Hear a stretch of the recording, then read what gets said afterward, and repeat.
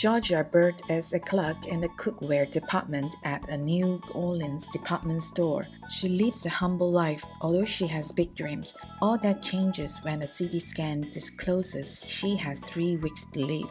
She cashes in her savings and decides to live her life to the fullest during the time she has left. Georgia heads to the Grandhotel Pupp in Czech Republic. She checks into the presidential suite, orders everything on the menu, snowboards, and comes to the attention of the chef and the hotel's powerful American guests, a congressman, a senator, a retail magnate, and his mistress. She has nothing to lose, so she tells them what she thinks. Will the truth set them free? Shortly before the Christmas holiday in New Orleans, Georgia Byrd is working for the Craigan's department store and the cookware department. Georgia is a shy woman who dreams of opening her own restaurant someday. She maintains a scrapbook that documents all her dreams of a better life that she refers to as her possibility book. One of those possibilities is Georgia's co-worker, Sean Williams, a man with whom Georgia has long had a crush. One day, Georgia is flirting with Sean when she accidentally bumps her head on the kitchen cabinet door and knocks herself unconscious. Sean takes Georgia to the store's health center, where the store's physician, Dr. Gupta, uses the newly acquired but slightly used equipment to conduct a CAT scan on Georgia. Upon examination of the scans, Dr. Gupta informs Georgia that she has several brain tumors as a result of a rare neurological disorder called Lampington's disease. She is told that she only has 3 or 4 weeks left to live. Georgia's HMO plan will not cover the exorbitant cost of the operation due to its lack of success. She resigns herself that she is going to die and decides to enjoy the time she has remaining. She quits her job, liquidates all her assets, and sets off on a dream vacation at the deluxe Grandhotel Pupp in the spa city of Karlovy Vary in the Czech Republic.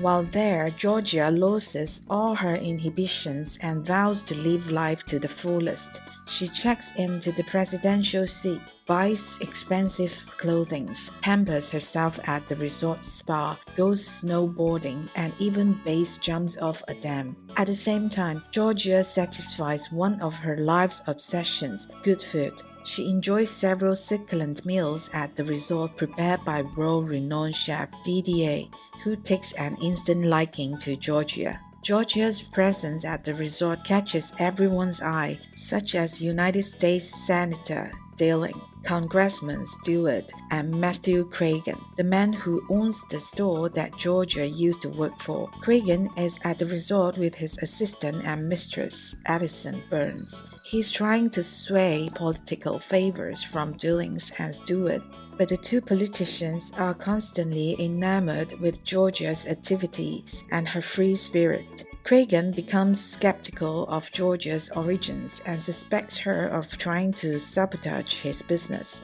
Georgia also impresses the hotel staff, who takes an instant liking to her due to her courtesy and good nature. The only exception is the guest services manager, Miss Gunther, who Craigan bribes to investigate Georgia's background. Gunther goes through Georgia's suite while she is away and discovers a letter that details her impending death. Gunther is moved by the letter and chooses not to reveal what she knows to Craigan, other than Georgia once worked for him. Gunther confesses her transgression against Georgia and offers to help her in any way she can. Meanwhile, Sean learns of Georgia's diagnosis from Dr. Gupta. He sets out to find her and to tell her how he feels about her. He talks to Georgia's neighbor, Darius, who informs Sean about Georgia's possibilities book, as well as her trip to Karlovy Vary. Sean quits his job and sets out after Georgia, even though he does not like to fly.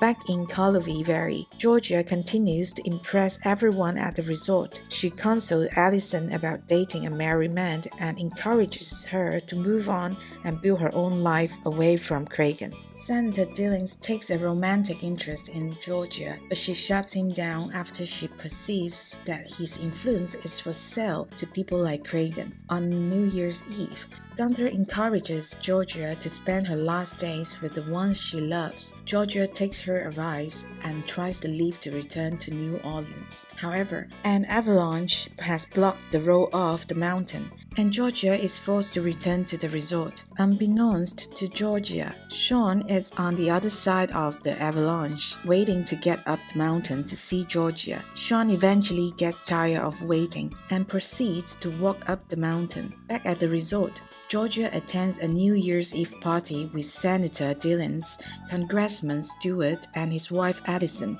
and Cragen. Cragen has discovered that Georgia is not a rich industrialist, but rather a formal sales clerk. He shares the information with everyone at the table. Georgia confesses that Cragen is right and reveals that she is going to die. She thanks them for their time and leaves the table. Everyone at the table is disgusted by Cragen's insensitivity and abandons him at the table by himself just as the new year rolls in. Allison lets Georgia know that she is leaving Cragen and returning to business school to get her degree. Meanwhile, Dr. Gupta determines that the CAT scan is faulty and that Georgia is not in fact dying of Lampington's disease. He sends a fax to the resort in Calvary Valley to notify her. However, the fax falls on the floor and is not immediately noticed. At the same time, Cragen gets drunk and depressed. He climbs out onto the ledge of the upper floor of the hotel and contemplates